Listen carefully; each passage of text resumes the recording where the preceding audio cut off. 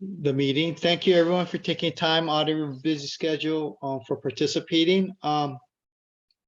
Hopefully you can see the PowerPoint.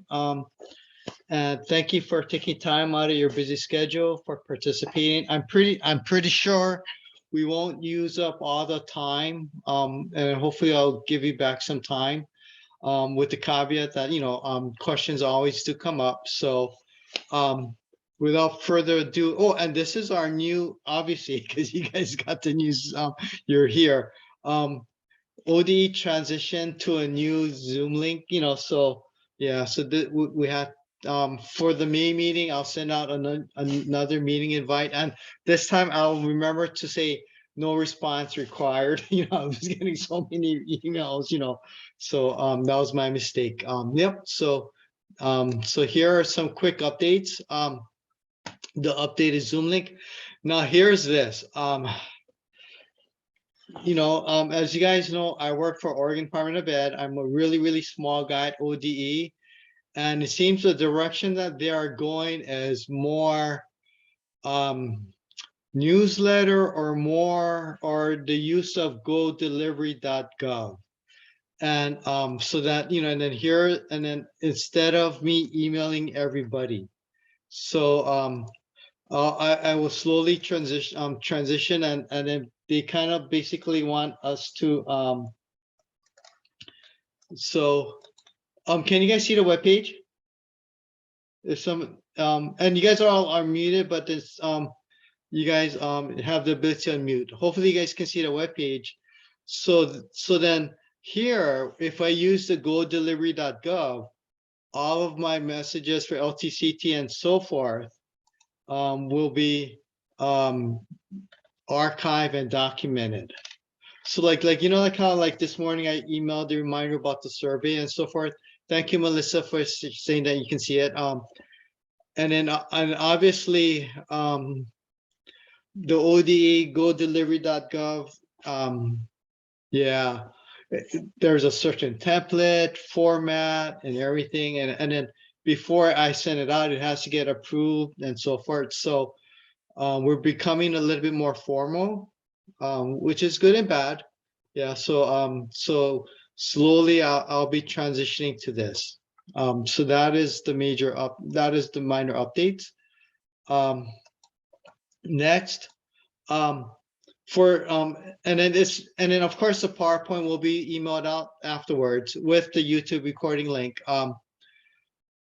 The dates for child count, Title I-D child count are here. What's new is we normally have a date in October, but I'm trying to see whether June is another date, another month that we have a high count. The last couple of years, it's always been April or May. That's when we had the highest count. But this time I'm trying to see whether June is another month that we have a higher child count. So these are 6 dates that I will collect from you in November. Remember, this is not attendance, but the number of kids that were enrolled for Title I-D child count. Does anyone have questions? Because I know we have quite a bit of new people. Yeah, all of you have the ability to unmute yourself. So these are child count dates for next year. Okay, so if you don't have any questions, I'm going to go on. Contract situation. I am really sorry that it's taking so long. And I know some of you know the JDEP agreements have been completed a while back. LTCT, I am confident that it'll come out to you hopefully by next week. Yeah, yesterday I had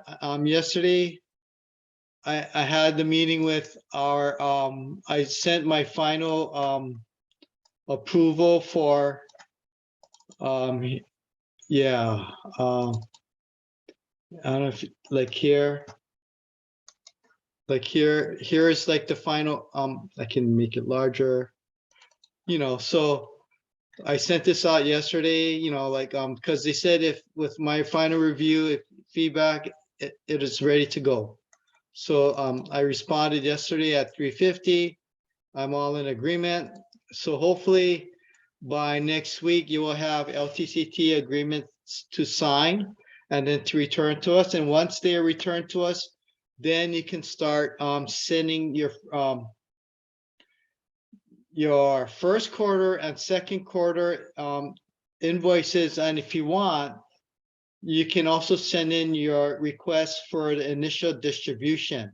So for those that are new, year two, you have 4 payments of 4 quarters, but in year one, you have 5 payments which equal 20% each payment.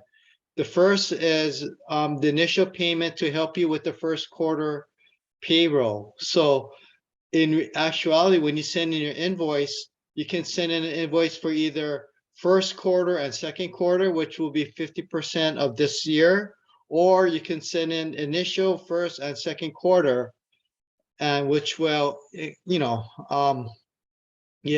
will be about 60%. Now, here's a caveat with that. Last biennia, some people that asked for the initial, they ended up giving back money to ODE. And also another one, they forgot they requested initial and it threw their accounting off. So some school districts, and actually pretty much maybe only like a handful asked for the initial. Everybody else does reimbursement quarter by quarter, but it is up to you whether you want to go for year one, 4 or 5 payments. Okay. And any questions about the contract situation? And then I'll go into right now here. And then this will be shared. This is what, this is the template that is in the agreement. Darn. This is the table that we copy and paste. I can email this out later on. And it's separated by state fund, federal funds, and so forth. Now, for LBL ESD, they're the only ones that had a student for 619. So last year, I believe it was LeGrand School District. So they will have 619, and so they can report and they can claim. And it was for Old Mill, I believe. Yeah. Yeah. And then this can be emailed out later. Does anyone have any questions about your contract amounts, or anybody want me to scroll down to theirs?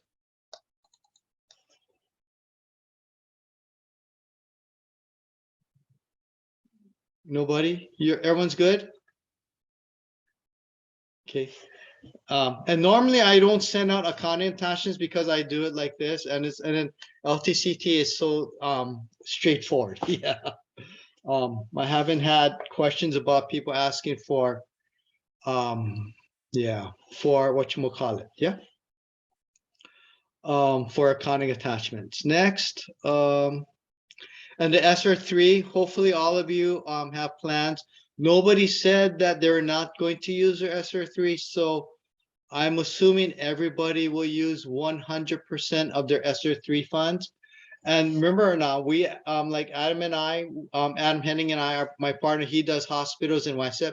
We had to advocate and lobby that our CHATS programs, and CHATS stands for Correctional Hospitals and Treatment Schools, that we got access to the SR3 funds. So the expectation is for all of us to use all of our ESSER funds 100%. So we'll keep track of that. So as the time, and then since nobody told me that they're not going to use it, it's too late for us to transfer it to somebody else. Okay.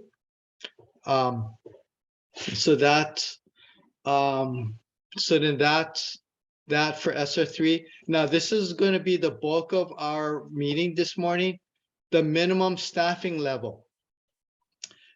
The survey is open now for you to submit your data for me to calculate your 24-25 amounts. Now, this is this is our funding formula. OER 581-1525. I'll give you time to read this section.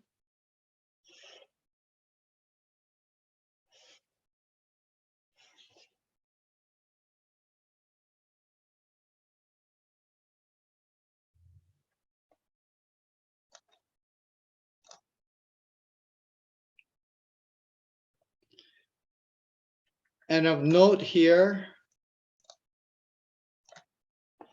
so if we don't have enough to fund everybody at 100%, it's prorated, which is always prorated.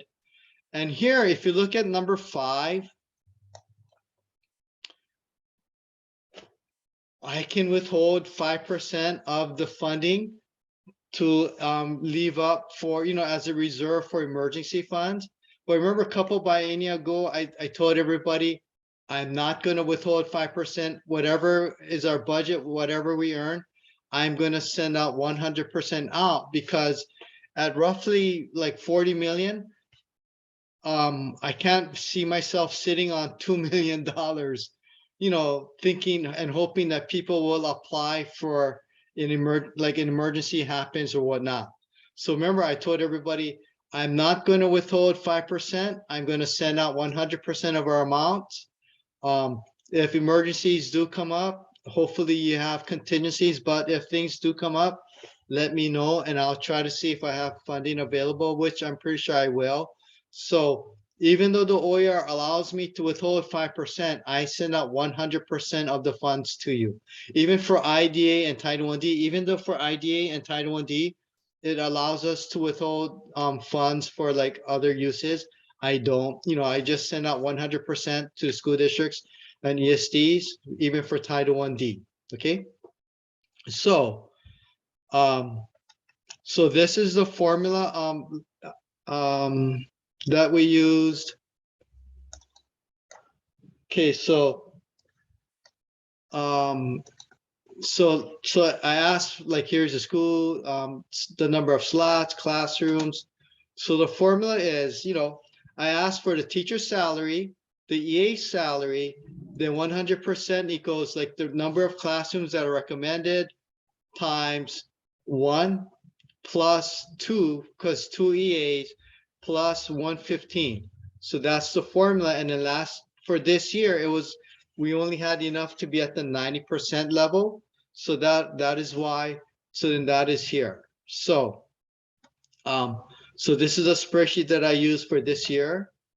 Now, everyone asks, what did we submit for last year? So when I send out the meeting minutes, I will send out this. So this is what you guys, what everyone supplied to me. For 23-24, this is the amount of slots. These are the amount of classrooms you have for 23-24.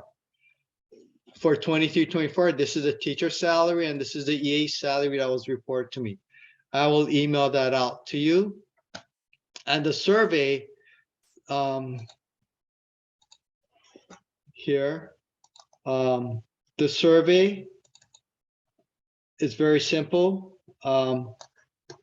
This is a printout, it asks for the submitter's name, submitter's phone number, submitter's email address, name of the school district ESD, school name. Oh, and if you have multiple LTCT programs, you have to submit multiple, because I need the slot number per program. So like, for instance, for LBL, you have 3 programs, you have to submit the survey 3 times. The number of slots anticipated for 24-25, the number of students enrolled today, the number of classrooms requested for 24-25. When you submit the teacher salary, please include the associated costs. Oh, sorry, I should make this bigger. Can you guys see this? Sorry. Include the associated costs. And if you're in bargaining this year, add 3%, to your current cost, yeah. And for EA, including the associated costs. And if you're in bargaining, add 3%, that's normal. Now, as the OER allows, if for whatever reason you want more than what the ADM says, let me know. Like, here's a chance to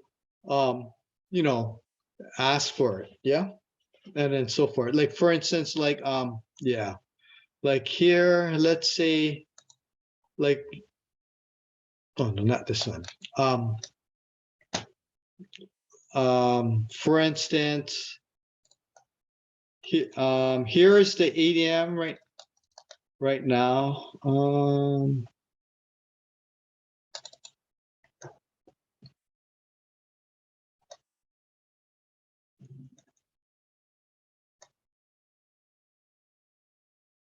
Sorry, my computer is slow.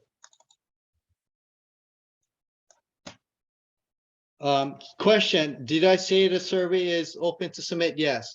When I email out the minutes, I mean the YouTube video, I'll email out the thingy. Yep.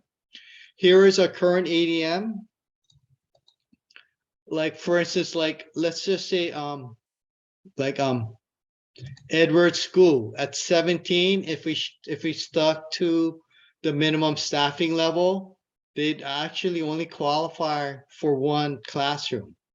You know, just like here, here like Children's Farm Home, maybe 3 classrooms, you know, and then so forth. So this is your opportunity to yeah, even win Watts with 9 ADM, that is just one classroom, you know, because that's what, you know, that's what the OER says. And the OER was from, you know, the legislative budget note. Yeah. So this is your opportunity to say why you need more than the number of classrooms that you have and so forth. Okay. And then I'm going to pause here for people to ask questions about the minimum staffing level and how they are being, how 24, 25 will be calculated. Hey, Sam, I have a question. It's Kathy. For those of us in bargaining, which a lot of us are, we're probably looking at more than 3% increase in staffing costs, probably substantially more. What do you recommend? We haven't settled our agreement yet. I'm not sure what the timeline will be on that. So the usual for us around the state. Yeah.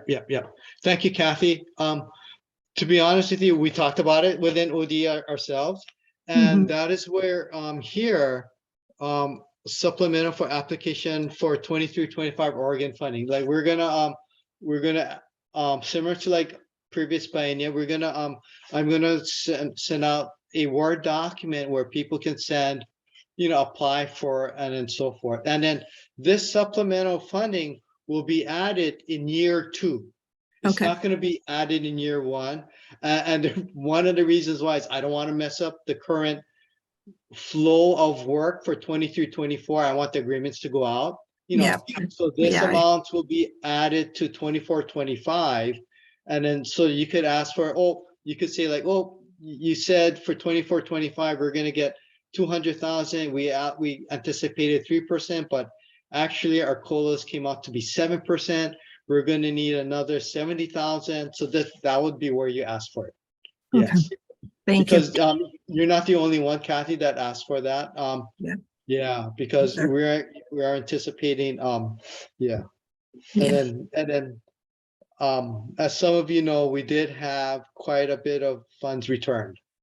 Yeah, from, I mean, unclaimed. We had quite a bit of funds unclaimed from 21, 23, and I'm not going to name who, and I'm not going to show, you know, show the amounts and so forth. Yeah.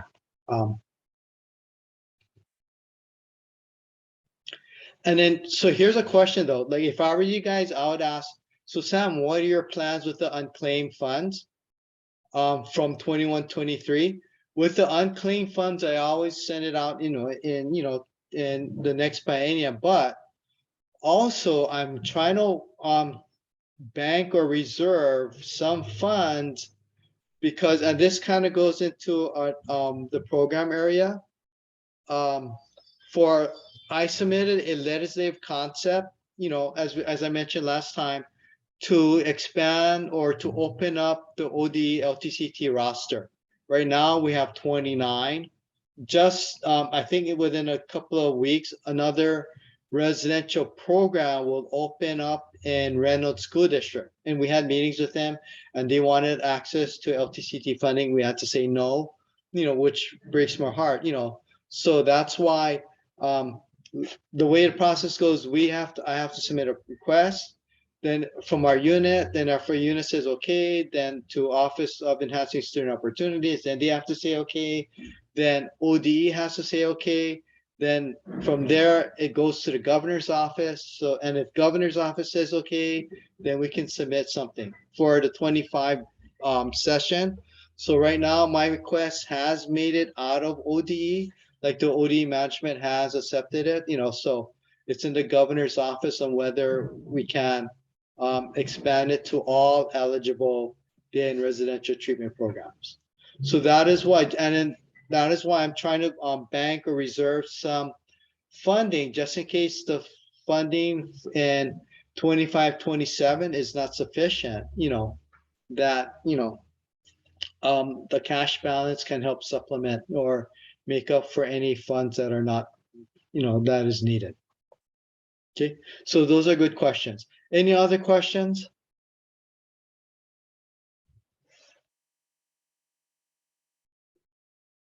On the minimum staffing level, that is how we calculate, for next year and so forth. And I think I asked everybody to submit it by, and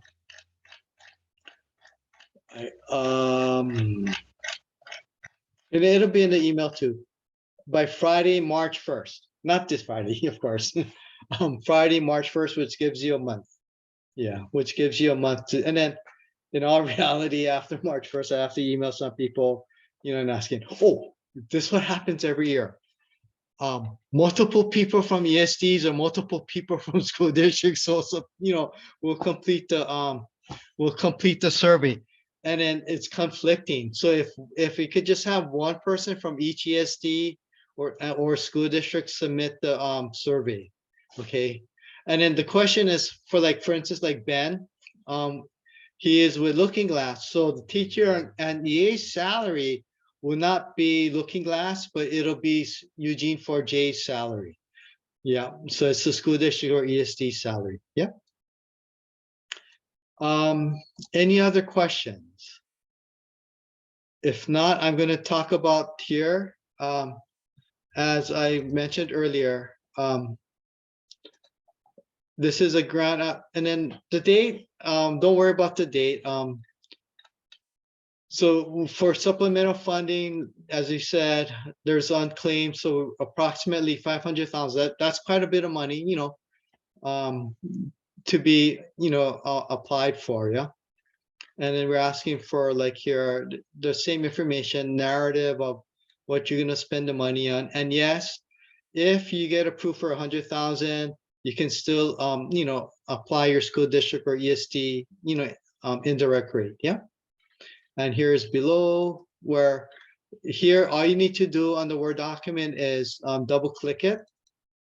And then you can input in your information, yeah, your data and so forth. And then to click out, you just click out of the box and so forth. Okay.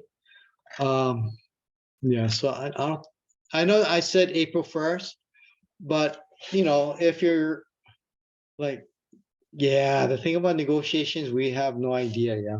So if it's a little late, if you have things, but and the reason why I asked for April 1st was it'll help me kind of budget, like, if how much people are requesting and so forth.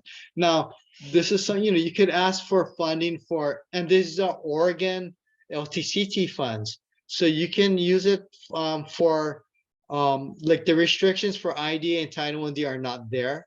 You can use it for, desks, or like if your LTCT program has a freezer, you could use that for, under the freezer or refrigerator to keep, the students' lunches, cold or whatnot, you can use, yeah, as long as it's for the LTCT program, right? And so forth, yeah. So these are Oregon funds, these are not, yeah, federal or federal IDA or so forth, yeah. So roughly, we budgeted about like 500,000. But then we'll see, we'll see like if it goes over or whatnot. And in all honesty, last time, even though I said like 500,000, I think we only got requests for like 300 or whatever. Yeah. Yeah.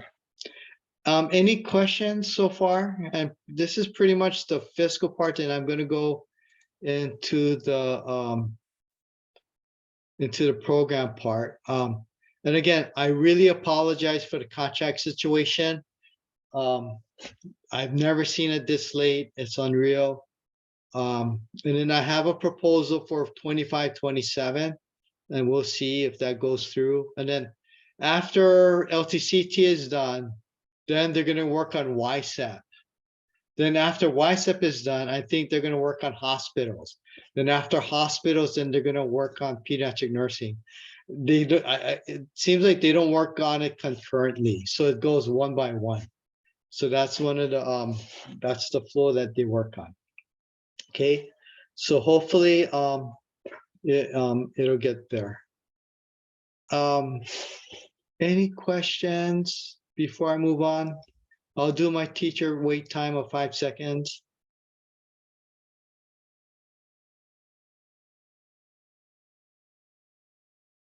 Okay, next.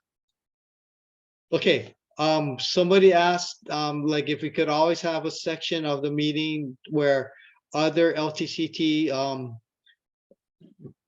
professionals can ask others, questions of each other. So now's the time.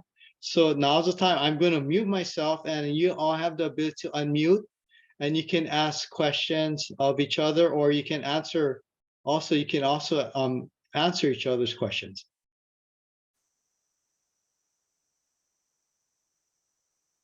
I have a question. Can you hear me all right? Okay, perfect.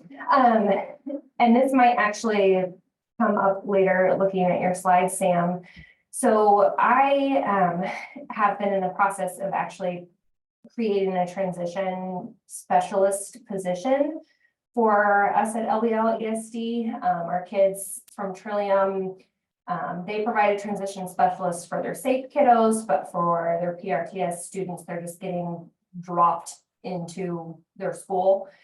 And so a couple questions I had for the group was, does anybody already have one? Is there a job description I can look at so I don't have to start from scratch when writing that?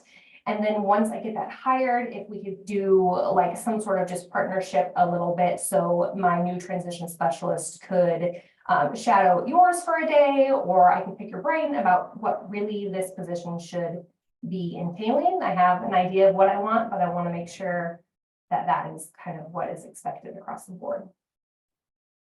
Hey, Brittany, this is Amy. I'm at MESD. I'm over hospital schools and a long-term care and treatment center, Winwant School. And we have a robust number of transition specialists. I have 3 in my hospital, and I'm got 1 in my LTCT, and then we have what we call the Bridges program, where we have East County Bridges, transition specialists, incarcerated youth, transition specialists. So we have a multitude of different job descriptions. Okay. And we have weekly meetings for them to be able to talk and be able to talk about transitioning best practices. So If I put my email in the chat, do you think you could send me your long-term care and treatment one? sure. Yeah. Okay. Mm-hmm.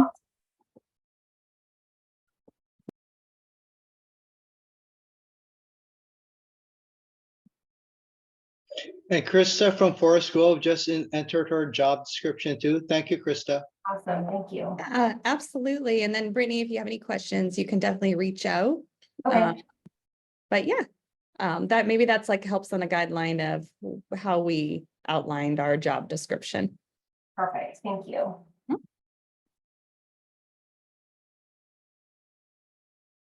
I'm Diane Dunas. I'm a special education coordinator at the Southern Oregon ESD, and I have a day treatment classroom, 2-day treatment classrooms in Grants Pass, and I'm curious about staffing for the aides in the classroom and wondering, I consistently hear our kids are more acute, we need more staffing.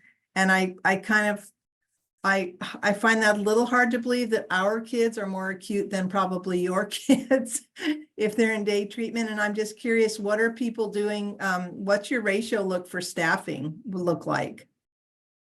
Do you have one-on-ones at time? Because we do have requests for students because of safety that they have a one-on-one.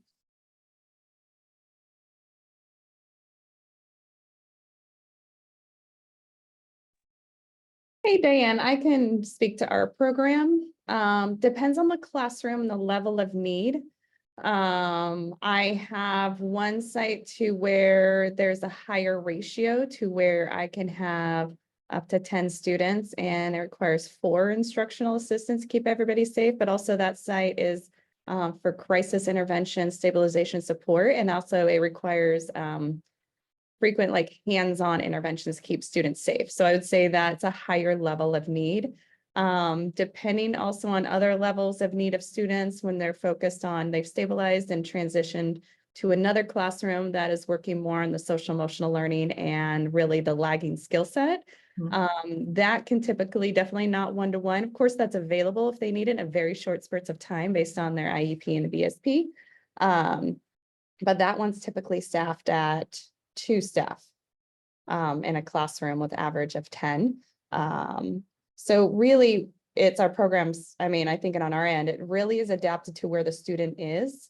But we do have that higher level of if the student truly needs the one-to-one, which is technically a little bit more restricted, then our classroom with 4 IAs, then that's something we just have a plan to fade away. Of course, we don't put one-to-one in our IEPs on that end, but yeah, there can be very specific situations that would involve situations where they need that individual support. So I would When say, you say in your SEL classroom, you have like 10 students and 2 adults, are you saying 1 teacher and 1 aide, or 1 teacher and 2 aides?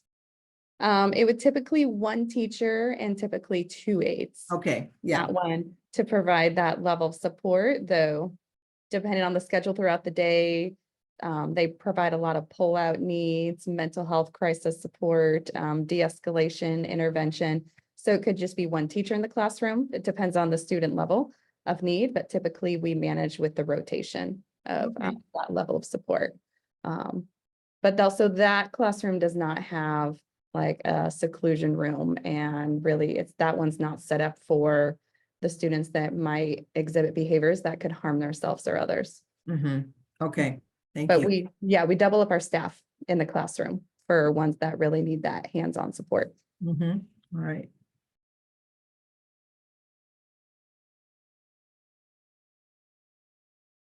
And other LTCT day treatment programs that have elementary, because Diane's program, she's asking for our elementary kids, not her high school residential girls program. Correct, Diane? Correct, right. Yeah, for those of you that have elementary day treatment.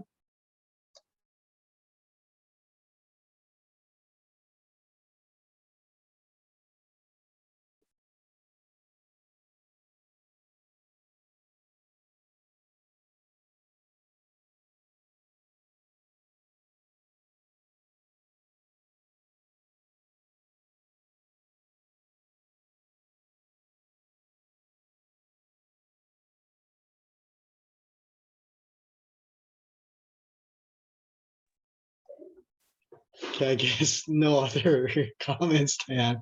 But I've seen other LTCT programs where they have 2 EAs, 1 teacher, and then some programs such as Paddock, they don't have any parapros or educational aides, but they hire Dallas School District supplies the teacher and sends the funds over to Paddock for skills, skills trainers or whatnot, So so there's this 1 educational teacher, but they hire the mental health staff to help, regulate the behaviors of the kids. Yeah. So I've seen it. There's different varieties of doing it. Now, here's a question too. With our LTCT funding, even though you're funded with one teacher, 2 parapros or 2 EAs, the requirement is you have to have one teacher there full time. You can't be half-half. Now with the EA positions, if you feel that only one is needed, you could utilize a salary for the second EA for other needs. Or if you have multiple classrooms, let's say you have 4 classrooms and you have 8 salaries for 8 EAs. If you say, oh, actually, I don't want 8 EAs, I want 4 EAs. And if you can combine the other 4 salaries to hire additional teachers, or you could hire counselors. Like, you don't, the LTCT agreement is written so that you have flexibility to decide how you want to purchase, how to staff your educational program. And then for instance, I believe at Children's Farm Home, because Trillium supports the classroom with sufficient or a good number of staff, they don't have that many educational aides for their Children's Farm Home. It's more teachers, correct? Right, Brittany?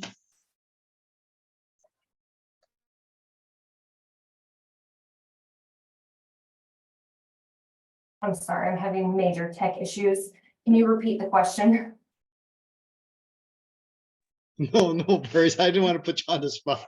No, it's like how at Children's Farm Home, instead of having like in all your classrooms having 2 educational aides, your previous predecessor chose to hire more certified teachers, such as your art and PE teacher, instead of having aides, correct?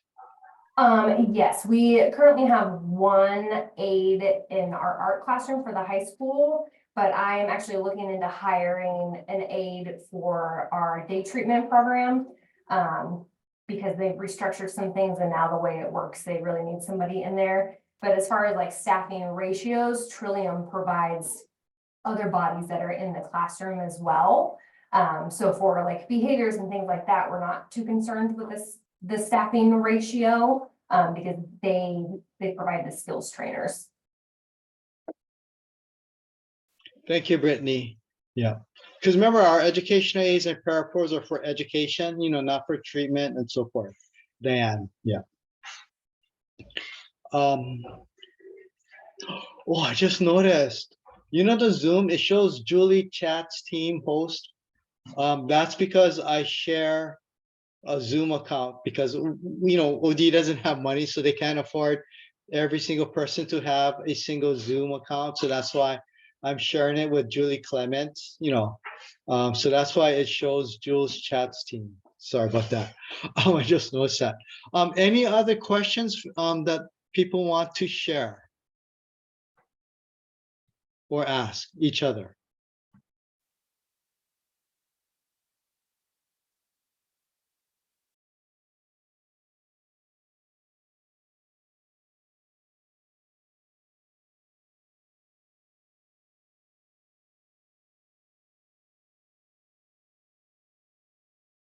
Okay, if not, hopefully you can see, this is right as of right now. I have to say, as of right now, the only bill that I'm tracking related to our chats unit is Senate Bill 1552, and it has something to do with YSEP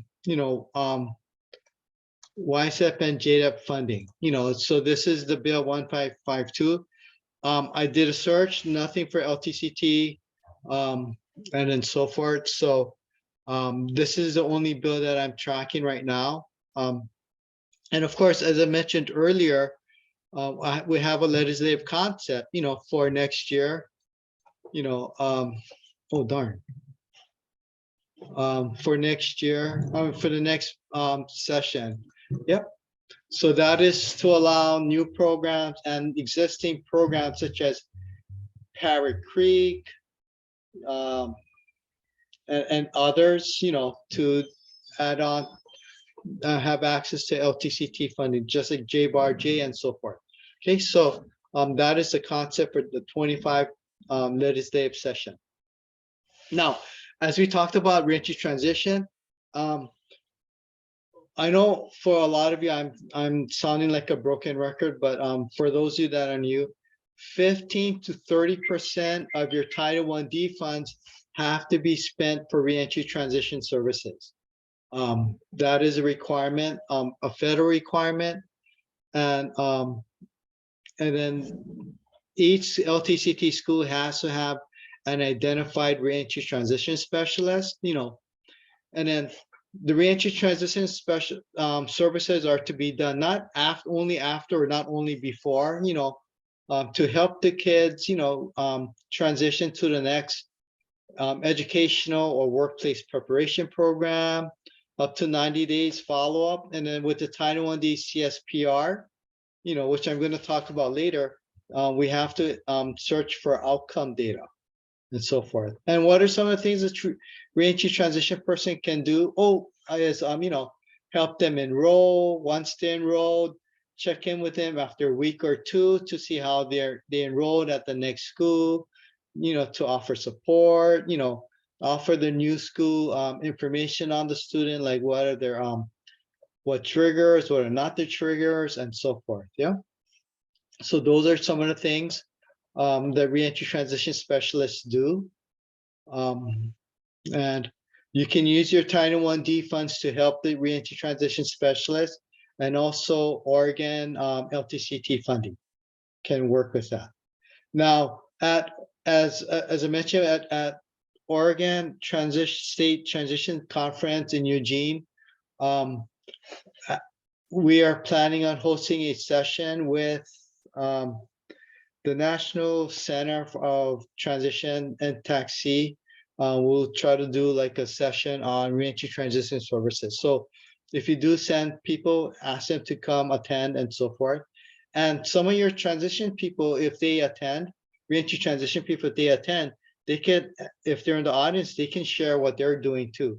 Hopefully it'll be interactive, not just where where Sam and Adam and Taxi are talking, but other people share. Yeah.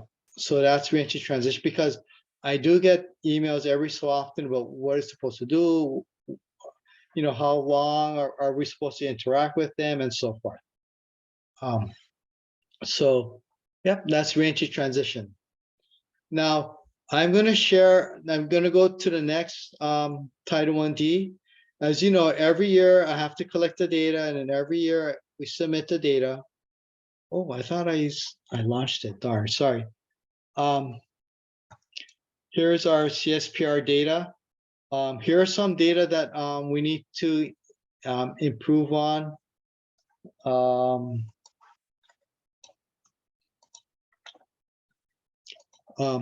If we had about 1,100 kids, where only about like a third of them had pre and post on reading, and only about a third of them, had math assessments pre and post. I think we need to improve on the number of kids that are actually completing the pre and post tests. Yeah. Before, we used to have a statewide assessment system for pre and post testing. We eliminated because some people said they wanted to use their school district or ESD assessment. So remember, if a kid is there for at least 90 days, you can administer a post test. But kids that show up, enter, they should all be given like a pre-test to see what's their reading and math level. Then afterwards, after 90 days or semester, administer a post test to see what are their gains. And this is not what ODE collects, but this is what the feds, this is their criteria. The number of kids that showed negative change from initial follow-up, the number of kids who changed no grade, 1 grade level up, and more than 1 grade level up. Yeah. And also new for 22-23 was the number of kids who participated in the OAKS, number of kids that gained proficiency and so forth. Yeah. And the number of kids that didn't attain proficiency. Yeah. So the number of kids getting tested is kind of, fulfilling our assessment results, responsibilities are not there. And here is our statewide data, on our, on the kids that have left and so forth. What's good is, a good number of our kids after they have left, they did enroll in their school district, yeah, and so forth. So these are outcome data, and most definitely we can do a better job, reaching to the students after they have left, after 90 days, and to see, yeah. This is a federal requirement, that we do every year, and it is from here.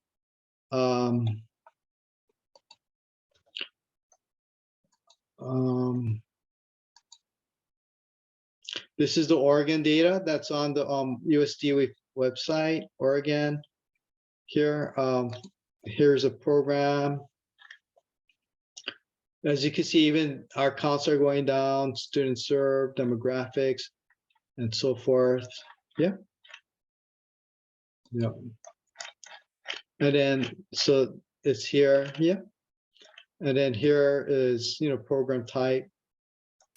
Compared to the United States, we fund LTCT at a much higher rate than everybody else, by far. Yeah, by far. And of course, they ask questions, and then so forth. Yeah, and then here, this is the data, national data, and so forth. Even nationally, it's going down. Darn. You can see most of it for Title 1D nationally is corrections, and so forth. Yeah. Students served. Yeah. Yeah. Unfortunately, higher, rates of, students of color. Yeah. And just like here, just like our Oregon data, it's opposite. Yeah. We have more students, white students and so forth. Yeah. It's in, the links are here. Every, as you guys all know, every November, December, I collect it and I have to submit it. And then USDA posts on their, on their website and so forth. Yeah. And then remember, this is the Title 1D website, neglected delinquent, has everything and so forth. Yeah. All information about Title 1D. And they also have on here, they also have toolkits for reentry transition services. Yeah. And in May, they have their annual conference. I asked whoever wants to go because I can invite 2 guests. And then the 2 people that are attending from Oregon with me are Tim from next door with Hood River School District and Christine Otto with Multnomah ESD. Those are 2 that expressed interest in being my guests too, because each state coordinator can bring 2 guests. Yeah. So, and then the conference is in May and so forth. Yeah. So that's Title 1D. And then we just finished that, and then that took a lot of time and so forth. Yeah. Next. Right now, this is truly what happened like the other week. A day treatment emailed me, I gave them the guidance, then they forwarded to the school district, and the school district contacted someone else within ODE asking about transportation services. And that OD person asked me for information. I sent it to it. So that school district is getting the same exact information, So basically, yes, here I have it for everybody. The LTCT statute says the school district where the student is a resident is responsible for providing transportation, to the day treatment program. And even if there's no school in session, as long as they're receiving services from the eligible day treatment program. And obviously residential treatment is not here because the kids are there, and so forth. Yeah. And here is an OER that also talks about it and also says they can claim reimbursement, here. This is the OER that goes further in. It talks about, reimbursement and so forth, right? And C, it says here, transportation must be provided by the, receive services from the eligible day treatment. So if the day treatment program is open, school is closed, they still have to provide transportation. And I know there's talk about changing it.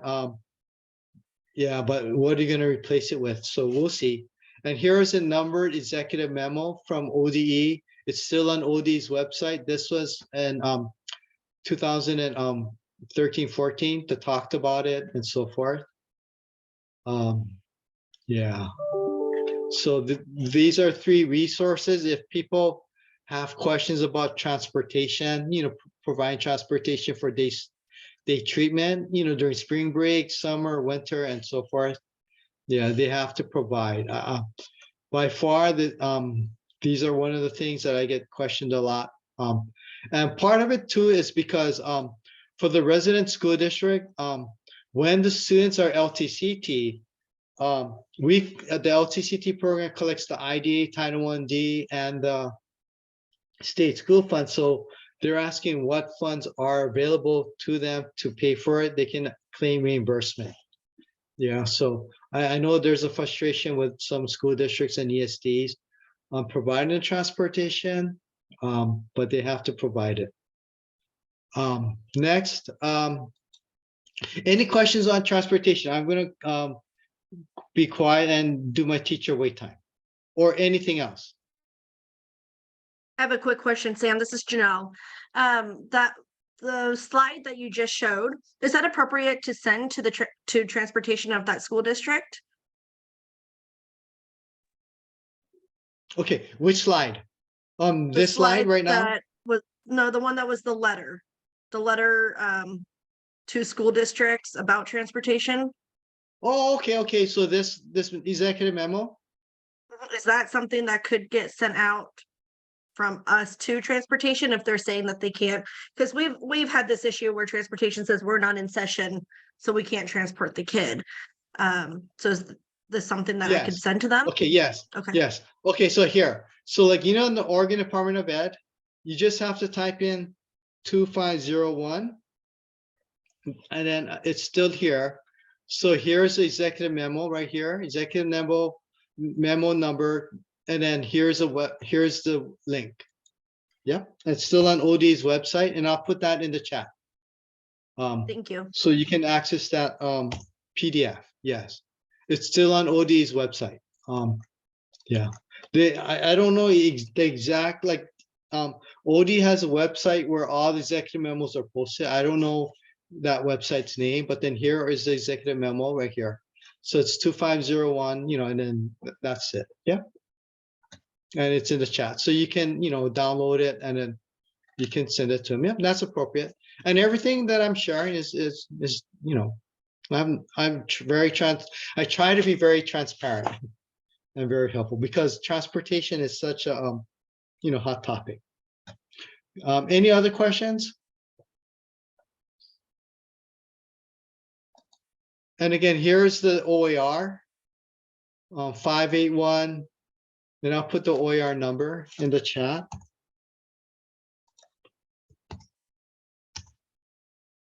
And of course, the statute, which is listed.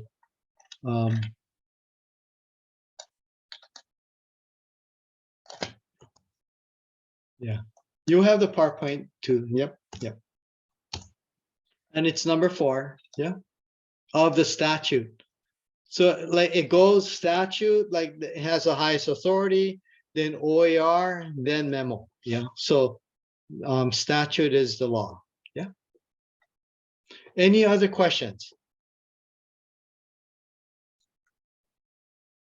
Okay. Next, general supervision. I know OESO, they're doing general supervision.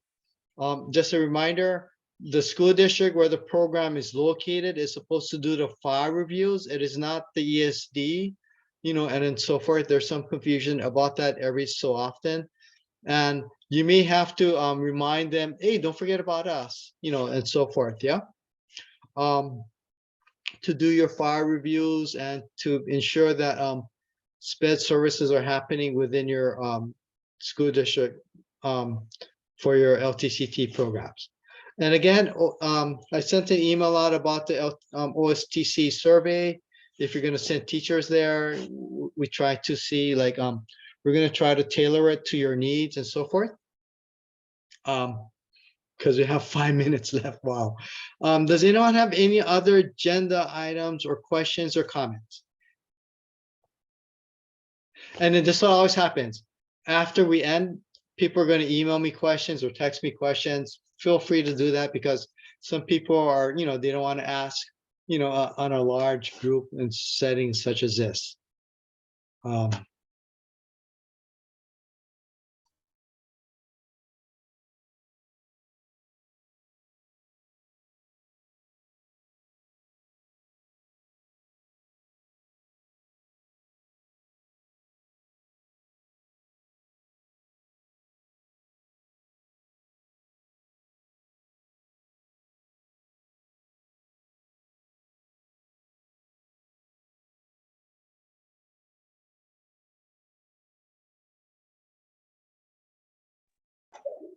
And for those of you that want to get a head start on the minimum staffing level for next year, I just posted the link.